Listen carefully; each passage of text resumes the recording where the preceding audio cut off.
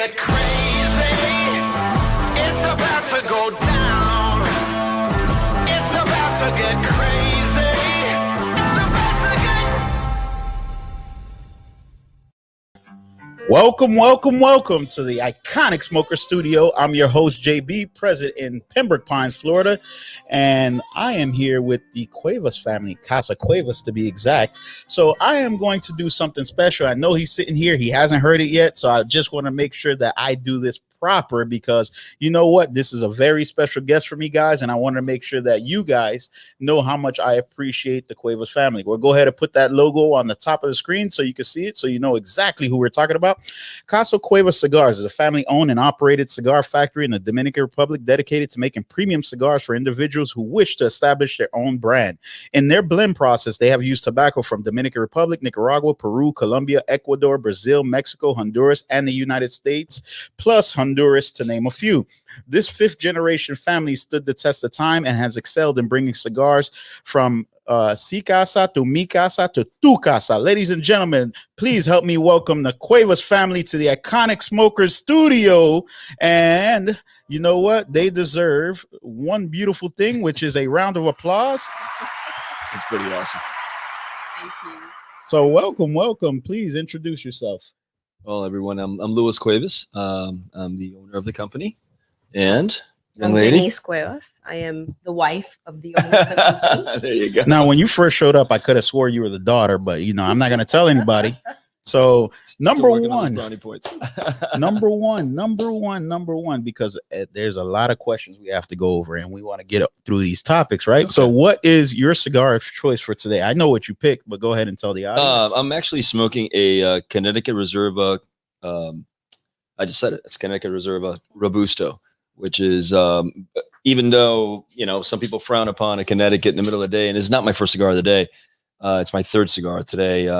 I just was in the mood for it. I really enjoy all the flavors, so that's what I picked up. So that's what I'm smoking. Okay. And I picked up a Reserva as well, but mine is Maduro, and so yeah, that's what I'm enjoying right now. This is my third cigar today as well. So yeah, I actually wake up like regular people, and I don't smoke cigars for breakfast. So so this is my first cigar of the day, and it's gonna be Casa Cuevas Reserva, and it's the Maduro. So what cut did you utilize, and what's your favorite cut? My favorite cut, believe it or not, I rarely use a cutter. I use my fingernail, and I just kind of remove the chupeta, the top part.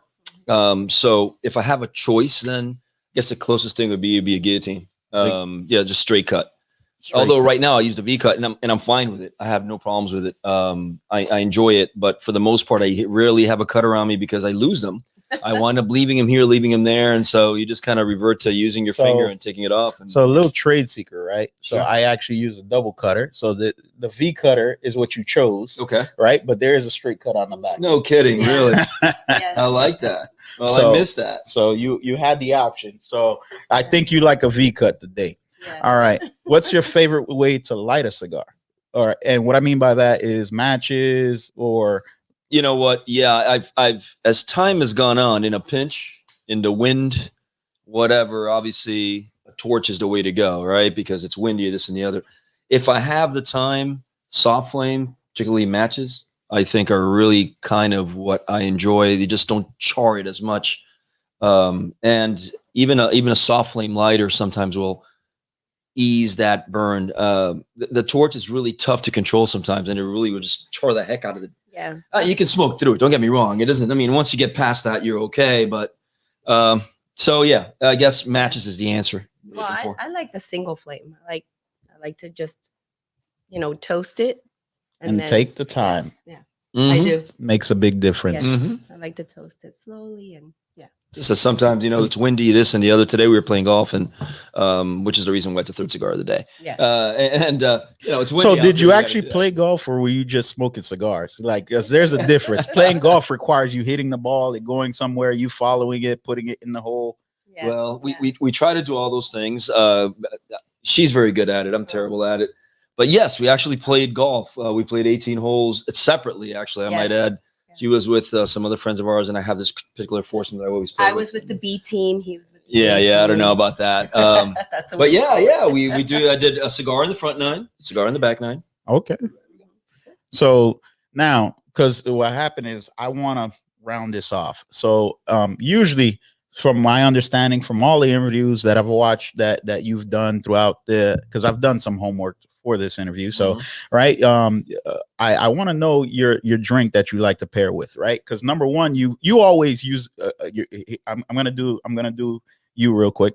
Coffee, single malt Scotch, bourbon, or port wine, right? Is that not how you do it?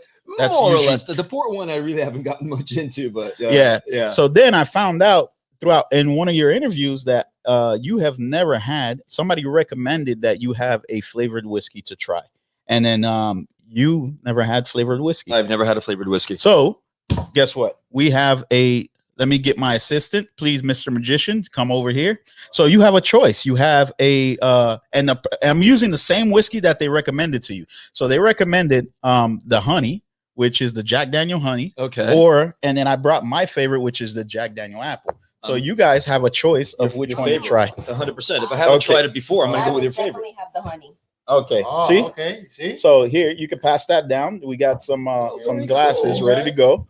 So if you could crack those open for us, Chris. And yes, we're alcoholics because we drink live on TV, but you know what? It is what it is. But the thing is that, this show, I want to do first of everything, right? Okay. So this, even though you're a 5th generation company, and we'll get into that, I wanted to make sure that we bring in some interest of what you haven't done before or covered, because all these different shows, we always get the same questions over and over. How'd you get started? Where'd you come from? Blah, blah, blah. If I want that, I could go back on the internet and I can review it. I agree. But now I want to know more. And then now you've given me the extra entendre, because every time you lie, I can look at the truth detector over here and she'll tell me if you're right or wrong. Right. And based on our earlier conversation before the show started, I know she's on point. So after 20 something years, I don't think she's going to steer me wrong. No. So very cool. Chris is going to go ahead and help you out. And I've never ever had a flavored whiskey. I'm hey, excited. Listen, I've never had one of these things before. This is so go. So I want to go with the apple. That's his favorite. That's Jerome's favorite. So I want to go with that. So again, we're doing this show a little different. So while we get the whiskey going, let me go ahead and check something real quick. All right. So we have Frank Cannon saying that my shirt is fire. What's up, Frank? How you doing? Excuse me, boss. What would you like, boss? Okay, yeah, I'll take Jack Daniels. And then, which one? listen, the honey or the apple? I'll take the apple. But listen, I work for you, man. I'm just sitting here because you told me I had to. The director always hides in the back. He's smart. So smell this one. Oh no, I did. Oh my god. So cheers. Cheers. So to your first time. Thank you. Absolutely. And obviously, Chris, thank you. Chris, make sure the whole audience has to get some, except the kids. Unless you ID them, then that's a different story. Yeah. No, it is, but I'm not giving the kids alcohol. All right, let me see this. One to put to sleep. That was nice. The honey is very subtle. It's actually not. So I think you got a new fan with this stuff now. Well, I don't make it. I wish I did, and I could sell it to you. I hear you. No, but just in terms of the flavor. So actually, where you're going next is this week is Arizona, right? And then Wednesday, yeah. Okay, so you've normally done the Cigar Daily Show, so that I'm doing it right, again next Sunday, and you're doing it again next Sunday. So that gentleman right there said that you've never had a Jack Daniel with any flavoring or anything like that, and you said that was the interview you did with your son. You did it back in, I want to say, March of 2020. So I said, you know what? Could he still not have a flavored whiskey yet? And then sure as shit, you didn't. So I said, you know what? I'm going to whip it out. I'm going to make sure I got it. So now that we got that out the way, right? So now if I ask you a drink to pair with, you're going to be like Jack Daniel's apple, according to Jerome. You see? So I just made the first. So my first real question now. Sure. Every generation leaves a mark, and your company is moving into 5th generation for tobacco families, right? What mark are you going to leave compared to your father? Oh, wow. You know what? That's not, I don't think that difficult a question. I think perhaps it would be more difficult for my son.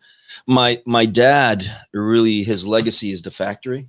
The brand is more of my baby, although he's certainly a part of it. My gosh. But So I think the fact that we actually have the brand going and Lord willing, it moves forward and we do well with it, that's going to be the differentiation between myself and my father. Whereas my son, I think if he's not here today, he's got school, but if he were to be asked that question, I think he'd find it a little more challenging. For me, that was a pretty easy answer. Yeah. So, and then how do you involve your wife with the company? You know what? It's funny. It's sort of happened organically. So Denise obviously is married to me, and she is Really? Yeah. Oh, okay. Yeah. How All lucky am I, right? And she is my son's mother, so the last name is there. But as we have gone on, and she's been to events like the IPCPR, PCA, and all that nonsense, whatever you want to call it at this point, she, in some of the trips that I've taken to the West Coast, she's flown with me, and she smokes cigars. She's passionate about them. The fact that it's a woman smoking cigars, and there's so many women now that are really into cigars. It's really cool to see. And I'm talking cigars, not just necessarily flavored cigars. Yeah. She fits into that mold 100%. She's always willing to, like today. Yeah, I just go as a companion, and it just, I build relationships with the other ladies that are smoking and with other gentlemen that are around when he's busy doing his spiel. I just sit around and enjoy myself. And here, I thought the roles were inversed, and that you were the main and he was the arm candy. See, I was wrong. I was absolutely wrong. So, ladies and gentlemen, take note that this is a working family, the complete family. So, all right. So there is a cigar. I actually have it here, somewhere around here, right? And I'll have you pronounce it because my Spanish sucks. Every time I say it, I can't roll my R's. So La Mandaria. La Mandaria. Okay. You got it. Yeah, close. So the reason this cigar came about because there was a principal tool used in an attempt to destroy your business, and then you use that in situation to turn this cigar into a limited edition. Now it's become part of your core line. 100%. So can you tell us a little bit about the cigar and why you chose to create it in the manner that you did with the pigtail, the shaggy foot, and obviously this is your first full body, full strength cigar. So I want people to understand a little bit about this particular one, being the fact that it's one of my favorites as well. So really, I'm glad. I mean, it was born of that horrible circumstance where they broke into using a sledgehammer, cut into the humidor, and wiped us out. Well, the principal tool used was a sledgehammer, as I just said. My son, as we're sitting there kind of licking our wounds, says, let's try to make something positive of this horrible negative. The cigar's born. It was supposed to be a limited edition run because there was a portion of what was stolen that I could not replace. And these were the 7x43 flacos, right? And these boxes were numbered 10-count boxes, 500 Habano, 500 Maduro, and they had come out of sequence from the factory. Bottom line is I didn't know if Jerome had bought a box, Chris had bought a box. I had no idea what the hell had happened. So I didn't know what was stolen, what was sold, and I couldn't replicate that same box over and over again because the numbers were etched on the box. So what do? We can replace the other stuff. We can't replace those. This is born out of that. Why the shag foot? Why the pigtail? Initially, it's a 6x52. It's all it is, and it's an Habano wrapper. And if I left it intact, looking like a regular Habano wrapper, it looks a lot like our regular 6x50. I mean, between the 50 and a 52 is 1/32 of an inch diameter. Truly, that's all there is.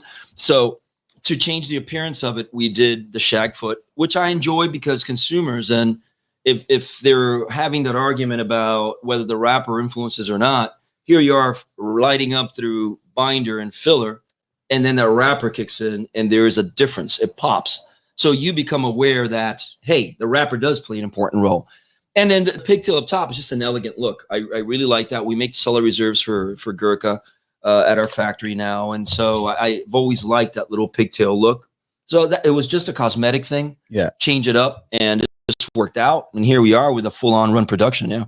So with that being said, there's two parts that I heard that I want to talk about and go a little bit more depth into, right? So being the fact that you talked about how you created this the shaggy foot so that way the wrapper kick in, you actually are planning on using Montafina as a wrapper. So if you could tell us about how are you going to incorporate that sweetness and plus that wrapper is not your typical Maduro flavor profile. No, and I'm glad you asked that. And you're absolutely right. The issue we're having, well, let me talk about incorporating it. We tried initially to just put the wrapper on the blend, and it really didn't work that well. So the Mandaria with a Matafina wrapper is essentially a reblended Mandaria, so it works with the wrapper. You just can't just swap around wrappers. La Mandaria, if you like it now and you put a Connecticut on it, you may hate it. It just will not work. So let me start with that. But Matafina is something that I've always been interested in. I do like Brazilian wrappers. We've been using on our Maduros the Mexican San Andres, which I absolutely love. But I didn't want to have another San Andres Maduro, right? I wanted something different. The problem is that Matafina has become really difficult to get. It's become almost impossible. Arapiraca, the same thing. Anything from Brazil has become real tough due to the COVID circumstances. Will I be able to launch it by May? I hope so, God willing. It may not happen, but I'm not going to take a step back and use a different Maduro wrapper because I can't get it this year. So if it has to wait a bit, it will wait a bit. Yeah, but I mean, your consumers, because we know how your cigars are, the company that you are, and the way you actually structured your family legacy, you've had issues. You had issues of having no boxes at one point, right? And none of your consumers ever complained one time. Why? Because we know the product is there, it's good, it's consistent. You know what I mean? So, me asking about the new wrapper is because I know that that's going to be another line that you're going to be bringing out, and I want to make sure that the people who have smoked your cigar and the people who haven't understand that your line has always been a integral part of the cigar industry. And the fact that your family makes cigars for a plethora of companies, it makes a big difference on what you do, the amount of pride that you take to put out your name on top of putting out other people's names. Yeah, I appreciate so that. I appreciate that. So with that, your Cuevas Reserva actually is it's a grandfathered cigar line, right? So within that grandfathered cigar line, you have what's called a Longsdale cigar, which is 7x43, right? So being the fact that you've only come out with one, we'll use the term Lancero for this purpose or whatever, right? Is there any chance that us in the future of 2008 billion years from now that we'll ever get a Lancero, being the fact that you take so much pride in your product? The answer to that is yes. Yes. Hopefully by the summer, it will be out. The cigars are going to be rolled pretty quickly now. I'm going through with the project. That part's pretty simple. So the answer is yes. Here's the hiccup. As a grandfathered product, the Reserva line excludes Habanos. I can't use Habanos within that line if I'm going to fall under the auspices of grandfathered product. Yeah. Does that mean that I won't take a chance and come out with an Habano and a Maduro in that size? Probably I'll take that chance. It's going to be a limited run anyway. Probably. I'm still debating it.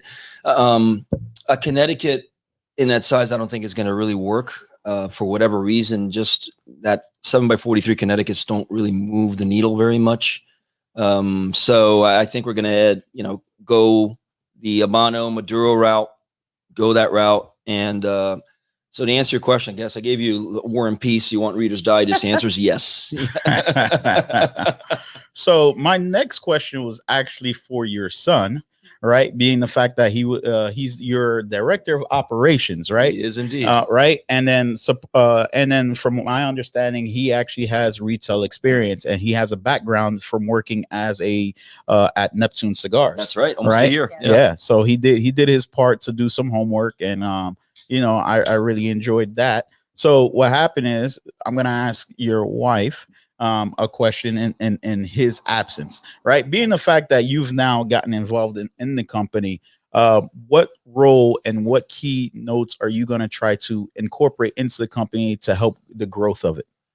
Well, I'm actually kind of trying to work on that now and just kind of being a part of the whole female aspect of it, and just incorporating a lot of events that will bring a lot of women out and help us enjoy cigars and not be necessarily, I guess, narrowed into just having a Connecticut or having a flavored cigar, just for like real women cigar smokers, you know. As far as what I'm going to be doing, I mean, Louis will bring cigars into, like he'll say, oh, we're going to work on a new blend. He's already sharing those with me, and we're, you know, I'll tell him, oh, I don't like this one, or I like this one, you know.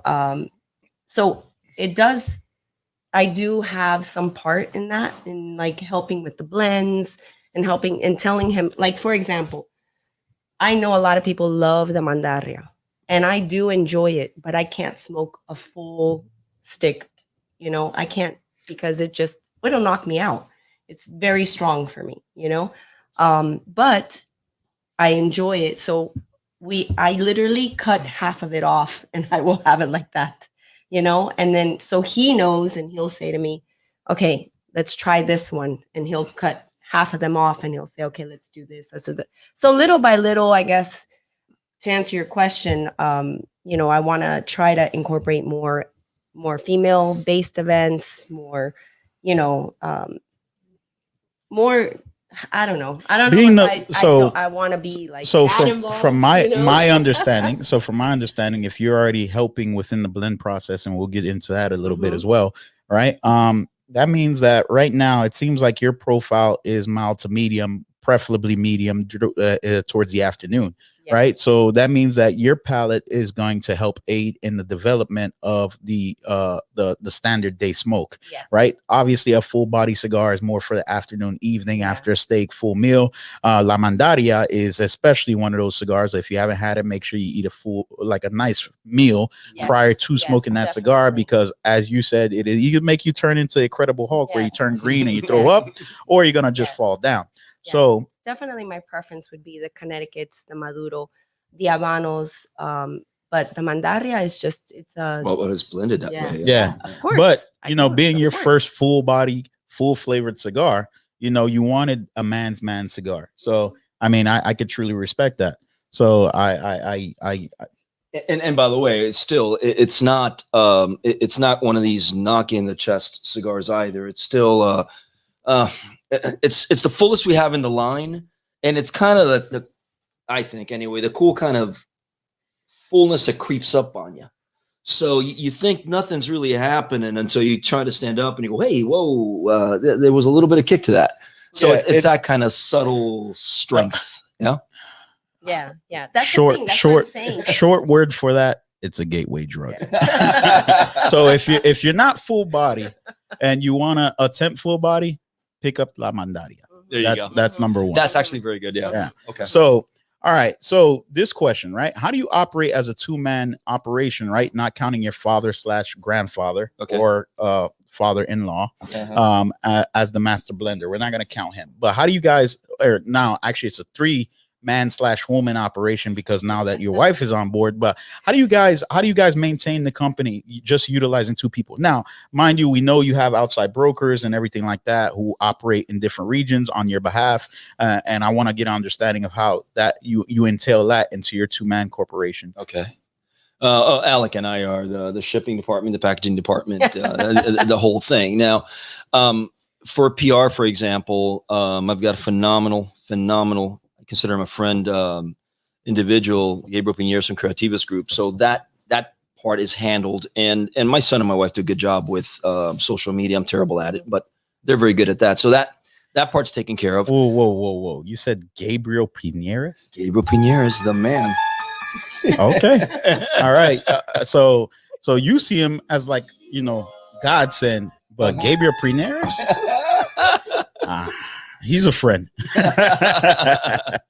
So, hey, man, you know what? So how do you incorporate the brokers? So you have, what regions do you cover now as far as the world? Well, the world, we actually are now in a bunch of different countries, which is kind of cool. This all came about during COVID, and surprisingly so. So Australia came knocking. We're in New Zealand. We're in the UK. We're in the Congo. We are about to be in Pakistan. We'll see how that goes. But still, I mean, Hungary also showed up and has knocked on the door. So it's been pretty cool. There you don't have brokers. You have individuals that do what they do. Brokers here, we've got Arizona, Nevada, California, Kansas, Iowa, Oklahoma, Arkansas. Let's see, I'm missing up Northeast. You've got Massachusetts, Delaware, Rhode Island, New Hampshire, Virginia, Maryland, DC, Texas. So yeah, Florida. So you got quite the collective. Yeah, I'm like how you left Florida for last. You know, we're the best, so you always have to reserve us until the end. Yeah, well, so and also, you know, in Florida, South Florida is myself and my son. We are the sales staff. We go around and we do what brokers would have done, except it's my backyard and I love meeting people there. And you've seen me in a number of shops, and you know, I just go to hang out, so it's pretty comfortable. It's cool. Yeah, it's home. It's home. Yeah. So, you know, with your company being a fifth generation company, right?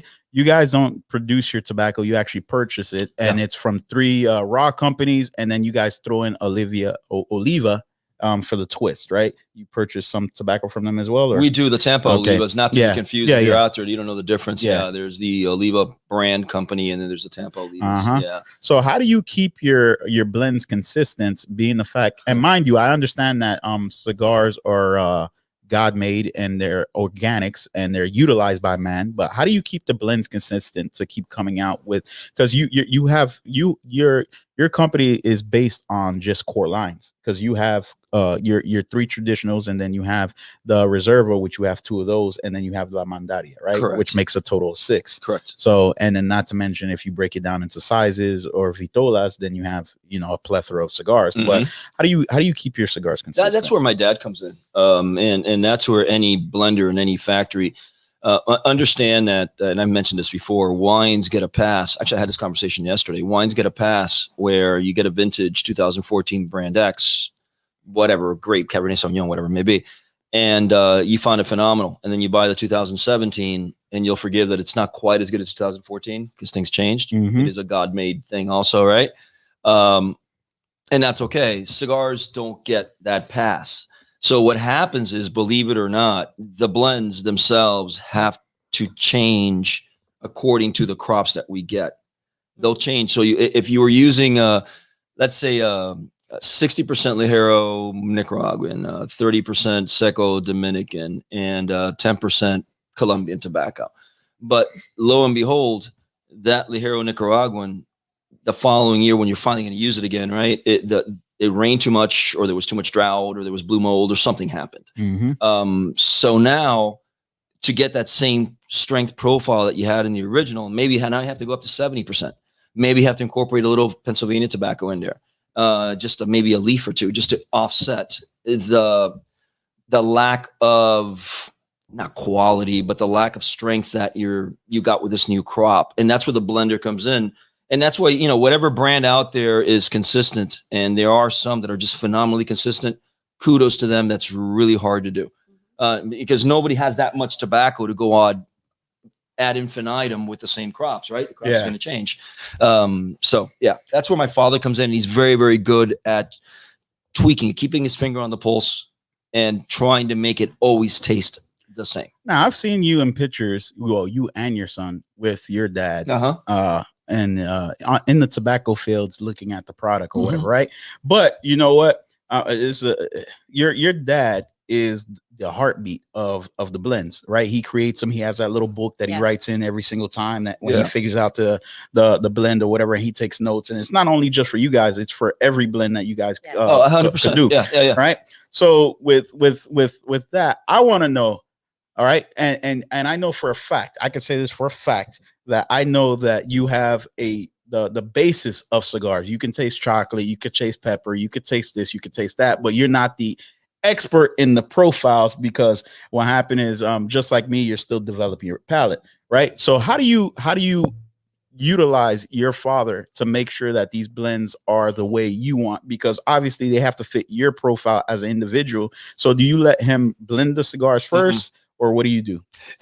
You know, in this case now with COVID, actually, he just flew in today. and he brought in. There's a new project we're working on called Patrimonio, and it's a corojo wrapper. And he brought in 5 or 6, but it's the 4th trip he's done with different ones. And we will, what my wife was saying, we'll sit around, my son, he and I, a couple of close friends of mine, I'll give them some out too, and then we'll talk. Yeah. And then we narrow it down. Ultimately, what he does is he defers to whatever Alec and I decide. Because his perception, and I think he's probably right, is, okay, you guys know what the market is. I know how to blend whatever you want me to blend. If you want more strength, you want more spice, you want more this, you want more the other, I can do that. But ultimately, you decide. Do you want it to be a 52? Do you want it to be a 50? Do you think that's too strong? Do you think that's too mild? Whatever. Is it too bitter? Do you want bitter? I'll give you that. Whatever.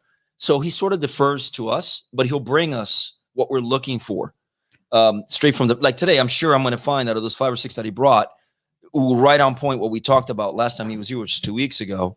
We're going to find, he said, okay, you wanted this, you're going to find this now. Yeah. We sat around and we smoked and we were like, oh, this is what. But it's a family endeavor. So it's based upon your profile. So all these cigars that you have thus far is based upon your profile as a cigar smoker. And then once you you tether it out to a few people to get your responses. But at the end of the day, you still based upon what you're able to smoke. Yes, and that presents a problem, right? Because you can pigeonhole yourself to the point where it's just your favorite profile all the time, and that's not good.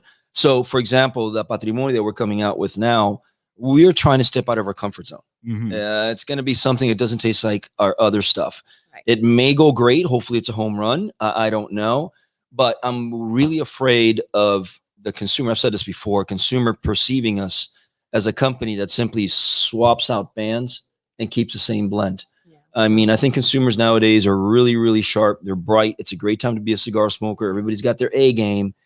Man, if I drop the ball on that, I'm in trouble. So yeah, because I'll be calling you. Yeah, exactly, right. And you know, I want to be true to the integrity of the process, and so we're stepping out of our comfort zone with this one, and you know, hopefully we'll succeed. I don't know, but my dad does a wonderful job of bringing a lot of different things, and what he always does, which is always fascinating, we'll smoke, and he won't tell me what the hell's in it, and then when I decide what I like, or Alec and I like, or my wife or our friends, then he'll go, okay, that's this. And you're going, really? No, yeah, that's that. And you know what? Sometimes, believe it or not, it's as simple as swapping out a wrapper. So in our core line, the Habano and the Maduro are identical. Wow. Binder, filler, identical. And we weren't trying to cheat. We started off with a blend, and it didn't work with Connecticut. And then it worked with an Habano and a Maduro. And then we were going, okay, we like the Maduro a lot. We like the Habano too, but I feel guilty having the same cigar. And ultimately, we like, you know what? It's okay. Guess what? They taste totally different. You know that. Yeah. And they taste damn good as they are. So why reinvent the wheel? And yeah, man. No, overall, you've done a great job. And actually, believe it or not, we've actually gone through the entire show already. I'm just saying that for the audience because I know we're gonna go over the time. Wow. I'm sorry. No. The reason I'm saying that is because I want people to understand that being the fact that I told you I get nervous every time I hit these buttons to start the show. I am nervous as can be, right? But being the fact that I'm here with family, because I don't consider you friends because we're neighbors, we're family, you know what I mean? I showed you my house and everything like that. Absolutely. You guys have done a wonderful job. Maybe you have had conversations over when you've had despairing times and the good times as well. Mm-hmm. And I understand how this is a complete family affair, including her brother who goes around and pitches a cigar religiously. So if you'd like to shout him out, please brother. Do so. Chris, absolutely. You're the best. You are the best. Si peso. It's sticks and kicks. Yes, sir. And that Instagram goes hard. Yeah. And then he likes buying tennis shoes for everybody. So you know, I mean, if he could hook me up with some retros, that'd be it. You know, you guys would be the best family in the world. But that's a whole different conversation. Have you ever asked him? You may never know. He's a magician. And by the way, his cigar collection is unbelievable. Sick, and he's a Cuban lover.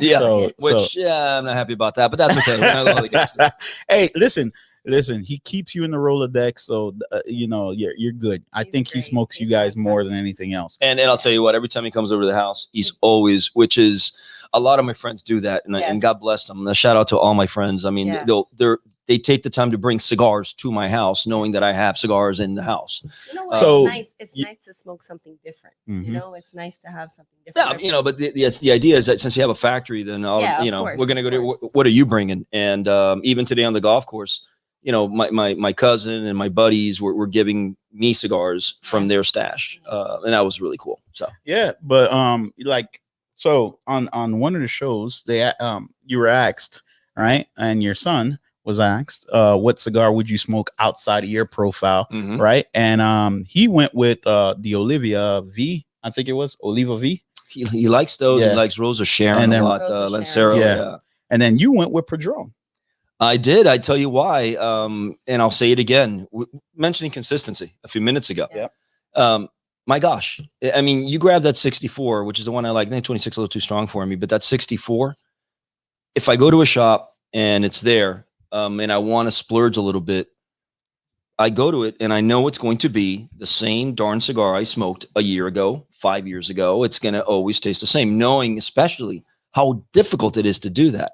Now, I mean, I branch out, obviously Espinosa, because, he's a friend of mine and Jack's a dear friend. Who am I thinking of right now? There's a bunch of other people that I know in the industry. So if I walk in and I see Nova Cigars is Nova another Cigars, one as yeah. well. Yeah. Don't Eat Peach from Fuera de Serie. So I support my friends. This gentleman's name, Juan Flores. Juan Flores, a Yes. brand. He's a Well, new yeah, brand. he's a brand, but you're a young brand as well. You've been in Yeah. as far as actually producing cigars, not Our own tobacco, brand. but Yeah. producing your own brand. You Correct. guys are rolling into what, your 4th year now? Yeah. Okay. Yeah. April. Mhm. Yeah. So congratulations on that. Number Thanks. one, being the fact that I live in Miami and we have a plethora of cigars to go through and everything like that. This is, I caught you guys on the early tail end, and I still congratulate you because thus far for the past 4 years, your blends have been consistent no matter you. the turmoils that you have been in, including COVID. Right. But now I'm going to digress. How did you two meet? We met at a gym. At a gym. Did you have a full set of hair at the time? I did. I was He absolutely 23, 24. I was 24. So now you've been married, what, 26, you said? Mhm. Okay. So how has tobacco, right, being the fact that, initially you weren't in the business, right? No. So at 22 years of marriage, and then you decide, hey, I'm going to start a tobacco company and I'm gonna do that. So how'd that work out? That's a good question. No, what happened was in the 80s when my dad and my uncle revamped the factory in the Dominican Republic, because my great-grandfather was in the industry in Cuba. Grandfather was there, 59 confiscation. We fled. We wind up in Miami, and my father starts an air conditioning company, a successful one, I might add. His brother says, I'm going to go to the DR and let's kind of do what my grandfather with their dad did. So in the 80s, I would spend my summers in the Dominican Republic.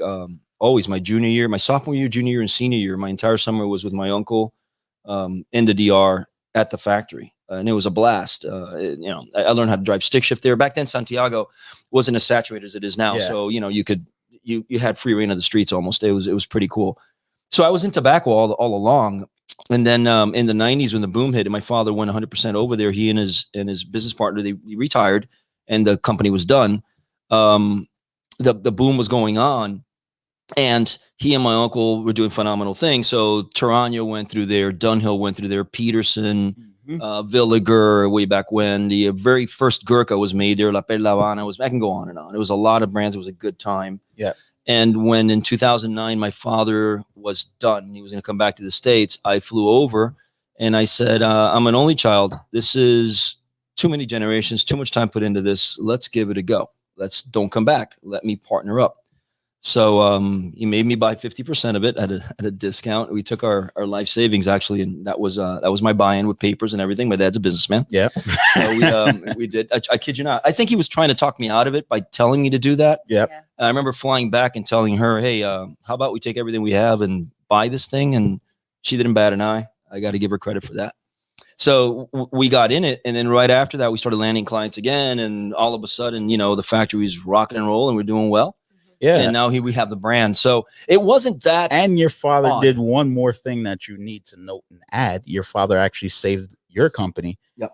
Because what happened is when you were wiped out, your father actually is the reason that you guys were still be able to produce cigars because of that reserve that he had over there.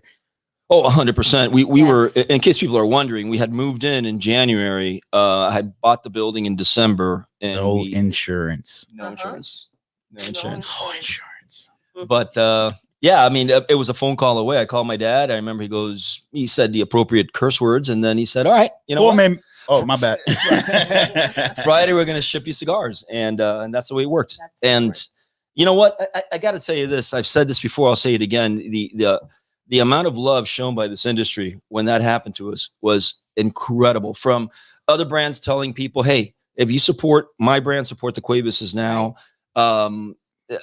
I mean, I got phone calls. Everyone embraced us. Yeah, I got- it's great. Damian, who owns La Rosa de San Diego, he called me from Spain to say, "Hey, I heard this happened. I'm so sorry for it." I mean, it was just phenomenal. I can't say enough. The cigar rings gave us a break on this. The box makers gave us a break on the pricing. Hell, for whatever reason, the alarm people came in, and then now they alarmed the inside of the humidor with Yeah. sensors. That was on the house. Wow. Yeah, I mean, they're not in the fantastic. industry, but they're cigar smokers. And the guy goes, "Listen, I'm sorry. Let me do this for you. It's on the house." So it was very, very cool. You know what? And that's a great ending point, because what happened is this cigar industry, it's for us, we say it's a lifestyle, not a club, right? Because what happened is you have to be in this life. You have to enjoy cigars. Mhm. The fact that you have your wife sitting next to you, being able to smoke, enjoy it, and be with you while you do your job, which at this point is just living. You Mhm. know, it's an amazing thing to be and to have, you know, and I wish you guys all of the success, and you know, and I hope that you continue to put out great and interesting products, and I look forward to them Lanceros in 2094. And you know, I can't wait, because I know that you guys are going to produce some top-notch premium cigars as always. Is there anything else you would like to tell the audience and everybody else on Facebook, Instagram, Twitter, and the whole 9 yards? I'll leave everyone with this, and I say this whenever I have events. My aim, our aim as a family and as a brand, is to be part of your humidor at home. Not the only thing you smoke. Not the only thing you smoke. I don't smoke my own stuff only. I get bored of it. I just mentioned a couple of other brands, actually 4 or 5.